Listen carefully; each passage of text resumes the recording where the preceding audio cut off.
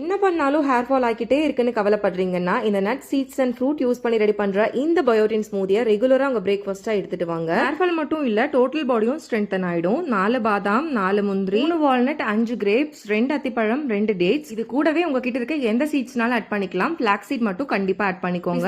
நிலக்கடலையை கூட சேர்த்துக்கலாம். இது எல்லாத்தையும் நல்லா வாஷ் பண்ணிட்டு ஓவர் நைட் சோக் பண்ணிக்க போறோம். கரெக்டா மிக்சியில் ஆட் பண்ணும்போது கரண்ட் போயிடுச்சு. ரீசெண்டா இந்த ஓனார் பிராண்ட்ல இருந்து இந்த ஒரு பிளெண்டர் வாங்கியிருந்தேன். சார்ஜபிள் அப்படின்றதுனால கரண்ட் இல்லாத டைம்லயும் நம்ம யூஸ் பண்ணிக்க முடியும். ஏன்னா பேபிலாம் வச்சு டிராவல் பண்றோம்னா இது ரொம்ப யூஸ்ஃபுல்லாவே இருக்கு. சோக் பண்ண நட்ஸ் ஆட் பண்ணிட்டு எந்த ஃப்ரூட்னாலும் ஆட் பண்ணிக்கோங்க. நான் மேங்கோ ஆட் பண்ணிக்கிறேன். சோக் பண்ண வாட்டரை உள்ள சேர்த்துட்டு நல்லா பிளெண்ட் பண்ணி எடுத்துட்டோம்னா சூப்பரான பயோட்டின் மேங்கோ ஸ்மூதி ரெடி. இந்த பிளெண்டர்ல இருக்க பேஸ் பார்ட் மட்டும் ரிமூவ் பண்ணிட்டு லிட் கொடுத்துருப்பாங்க, க்ளோஸ் பண்ணி ஸ்டோர் பண்ணிக்கலாம். இந்த பிளெண்டரோட லிங்க் உங்களுக்கு தேவைப்பட்டுச்சுன்னா கமெண்ட் பண்ணுங்க, ஷேர் பண்றேன். இந்த ஸ்மூதி கூட கொஞ்சமா கட் பண்ண மேங்கோ பீசஸ் அண்ட் சப்ஜா சீட்ஸ் போட்டு சர்வ் பண்ணீங்கன்னா அவ்வளோ அட்டகாசமா இருக்கும். ட்ரை பண்ணி பாருங்க.